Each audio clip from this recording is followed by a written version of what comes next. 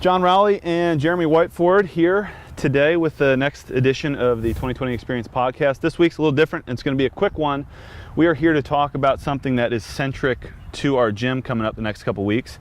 But if you are listening and you don't go to 2020, this is an awesome opportunity to kind of expand your horizons or create some sort of a more of a lifestyle type-ish challenge. So basically what we're going to do today is go over what we're, do we have a name for it yet?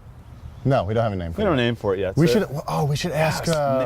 name the challenge. Name the challenge. I was going to say ask the lady from Smolder Your Shoulders. Oh yeah, from Tutera. Yeah, we could have her come up with a name for it. But what we're doing is a 21-day challenge, and each day, so it's going to be over the course of 3 weeks. Each day there's going to be a different challenge and a different score that you can enter. What we're going to do is we're going to go through all 7 right now, and maybe we'll do that really quickly, and then we're going to go back through the why of each of them. And whether or not you do this challenge here, we're starting at May 14th. Yeah. Is that the date? That's the date in my head. We're going to start on May 14th. Whether or not you do it over the course of those 3 weeks or not, as long as you have an idea of why each of these is on our top 7, if you will, kind of hacks to improve your health. So number 1 is, so we're going to start this on Sunday. Number 1 is going to be 2 hours before bedtime. You're going to be off the phone, computer, TV, screen. Everything. Why? Screen. We'll go back in. We'll go back through that. Yeah. Okay, that's a good point. So step number 1 is going to be off your screen. So that's going to be challenge day number 1. Yeah. Off your screens 2 hours before bedtime. Yeah. Then challenge number 2 is a 20 to 24 hour fast. Now that means eat dinner on Sunday night and then eat dinner or late lunch, say at like 2 o'clock on Monday, or go all the way to dinner. Then day 3 is going to be eat Whole30, or what we consider real food. Yeah, anything real food. Anything real that was alive. And you cooked it. And you cooked it, exactly. Yeah. So that's just that one day. And then what are we on, Wednesday now? Yes. Sleep for 8 hours. Yes, that night, Wednesday night, you're going to get 8 hours of sleep. Yes. Or at least 8 hours in your bed. At least 8 hours. Maybe even, you might need 9 hours in your bed to make it happen. That, I think if we go back and look at all these, that'll be the most challenging for people. Yeah. Is to try and get their 8 hours of sleep. Then, how many minutes of a cold shower? Dose. 2. That's 2. That's it. 2 minutes. That's it. 2 minutes of a cold shower, and then we have you spending 5 minutes in the grass.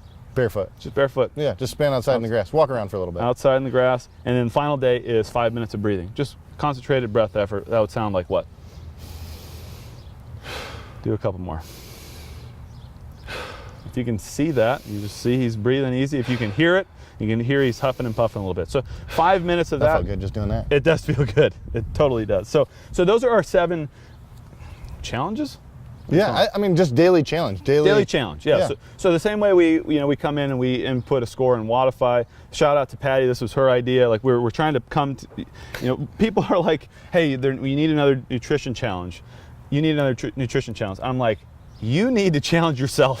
Like that's my answer to people. Like, you know what to do it. But here's how we think this is going to work. Hey Jeremy, you doing that fast on Monday? Yeah, me too. It's going to suck. But guess what? Everybody's going to do it, so you're going to do it. Same thing, we complain about the workout that we're doing for the day, so now we get to all complain about this collectively. So that's why we think it's going to work. And for those of you, at home or that aren't part of the gym, feel free to follow along also. It's a great opportunity to kind of challenge yourself one day at a time. Doing Whole30 for 30 days, I commend those who do it. It's really hard. Yeah. Doing it for one day? Well, that's one thing I love about this challenge. The fact that we are huge on sustainability, something that you can repeatedly do over and over and over. Right. So you not a miracle fix. Not a miracle fix. It's consistency over perfection. This is exactly that. So you could literally say we have its 21 days challenge. This is something that you can complete forever. Over and over and over again. Or one 24-hour fast a week. I mean, you could repeat the entire thing over and over. And you might find that certain parts of this, and we'll go through them right now, certain parts of this you introduce into kind of like your daily regimen. We got a lot of people now who are taking cold showers, or at least finishing the cold shower. A lot of people who are doing some breath work. You don't have to do that maybe to the extreme that we're offering in this challenge, but that's why it's a challenge. So step number 1, screen free. Yeah. What are we talking about there? So getting rid of the screen, getting rid of all attention off of this little device that controls our entire life, and elicits a stress response. Elicits a fight. We've talked about it in the past, a fight or flight response every time that you pull it up and open it. Yeah, and you get excited. You get excited. Even to the extent of, and I had this experience today with a client. the phone ringing changed the breathing. Sure. Right. So breathing nice and slow. Phone rang. Didn't even realize it, but I was like, you need to change your ringtone, you know? And so like just that stress response, all right, get rid of it 2 hours before you go to sleep. One, it gets rid of the light. The blue light emission. Blue light emission, help you sleep a little bit better. But even more than that, I think I like it on a Sunday as well because, all right, you're forced 2 hours like of screen-free time with whoever's around you. Right, you're gonna have to spend time with them. Or even by yourself. Say you don't live with anybody, that's 2 hours of screen-free, read a book or something. Just or sit there and think or do something, or go to sleep. Or go to sleep. Yeah. Awesome. So that's day one.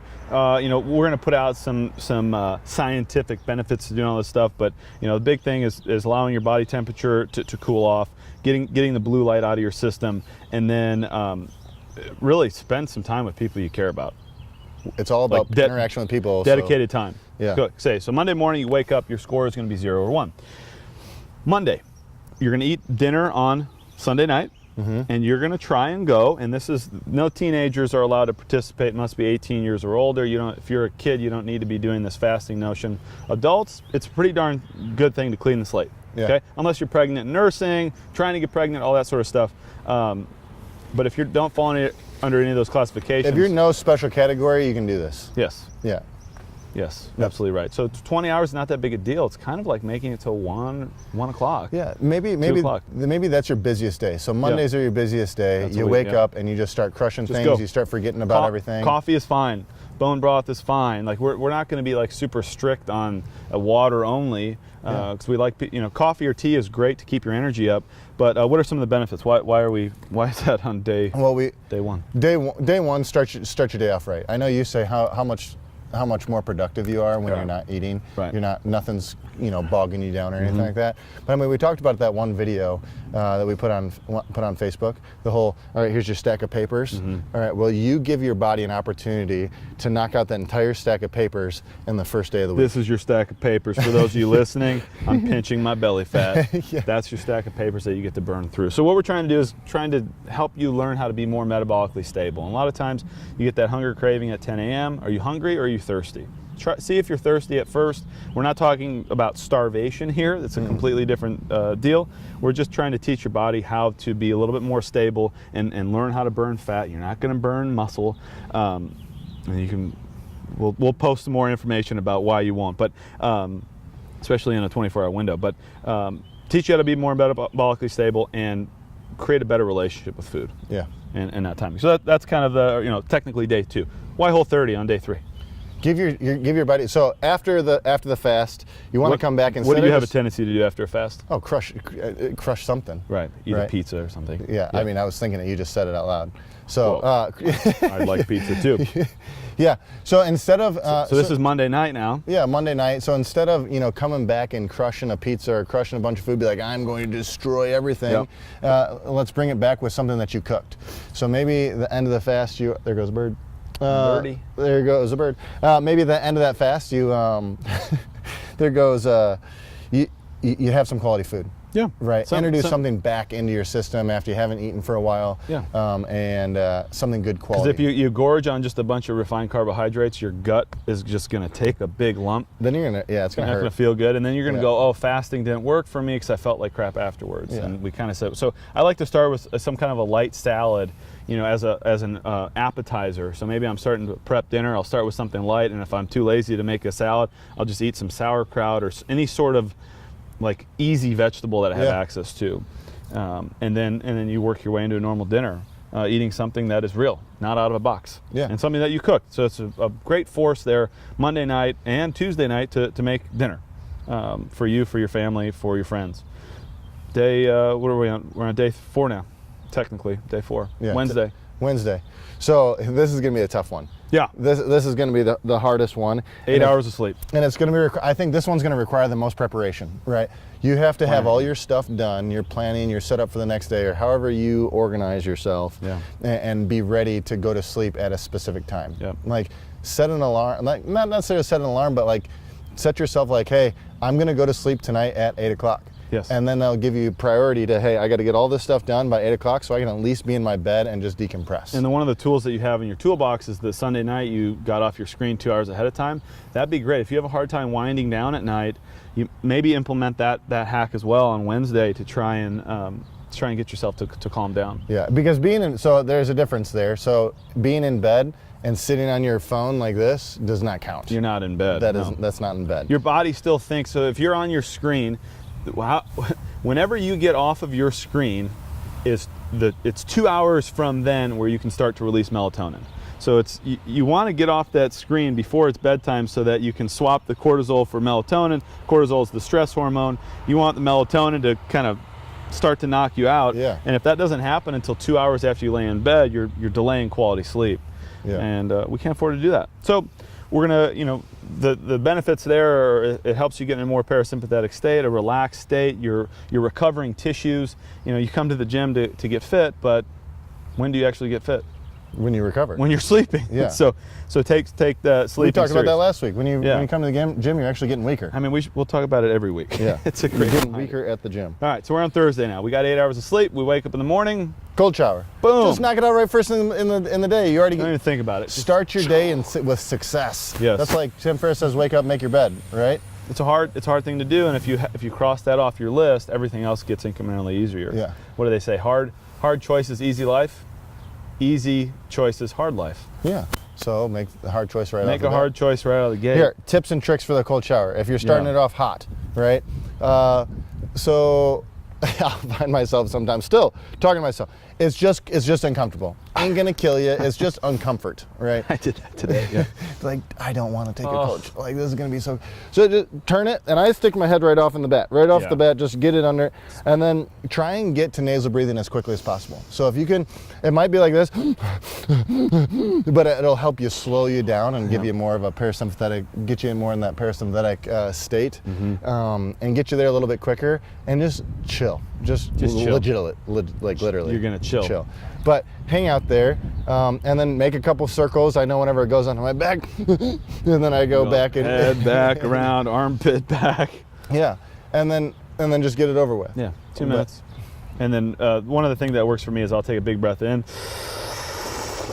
then turn it on, and then I just try and hold that exhale as long as I can.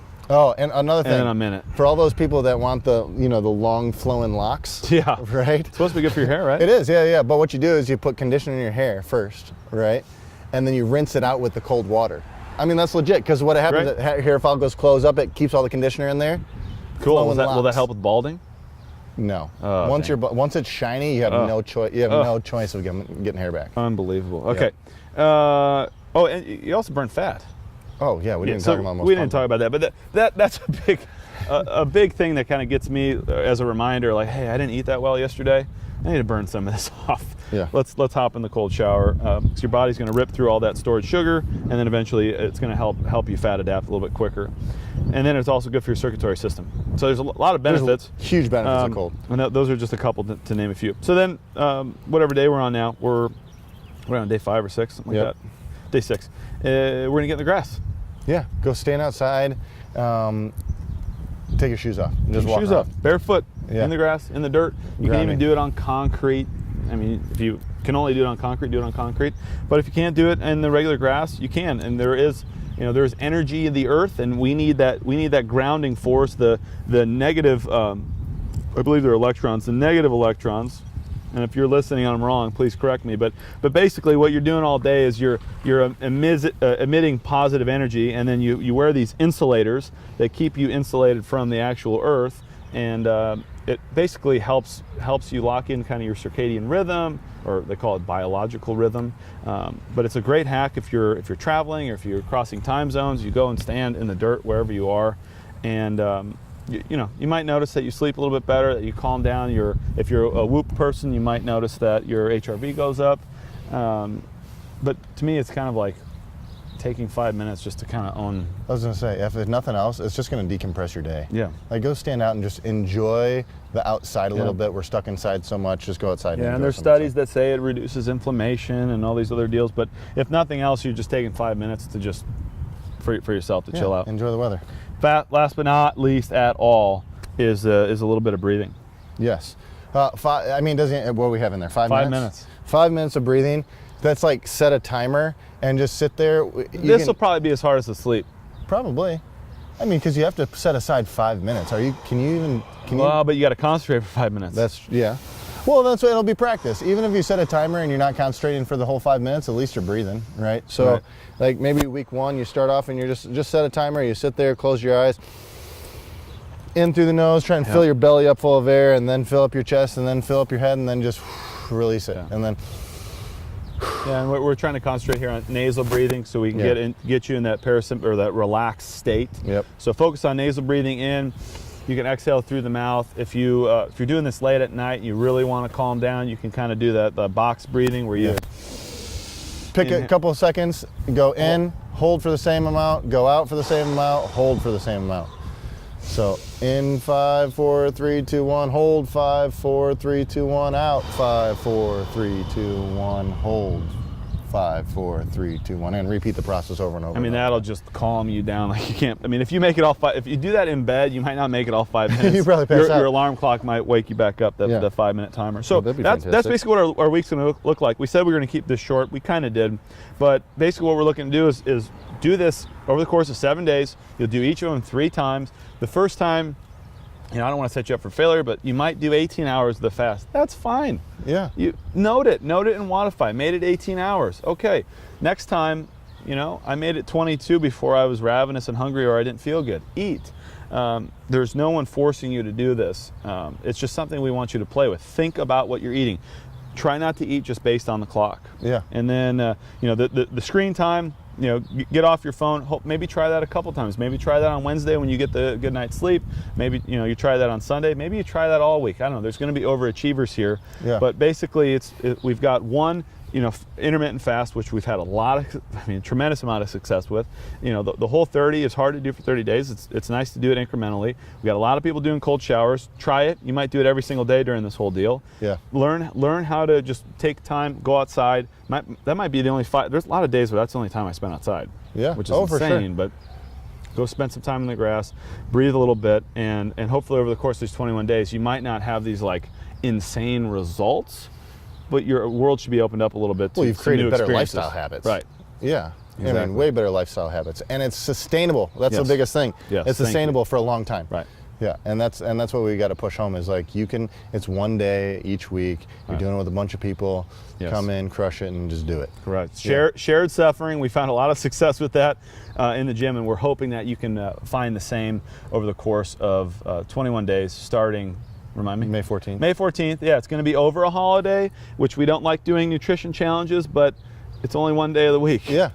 And most of the things only last 2 to 5 minutes. Yes. Except for 120. Except for, maybe you eat, hopefully you don't eat that fast, and hopefully you get 8 hours of sleep. So anyway, guys, thank you for joining us. A special edition of the 2020 Experience podcast. We'll see you next week. We've got a fun guest next week. Oh, yeah. And an interesting topic related to alcohol. So stay tuned for that one. We'll see you guys next week.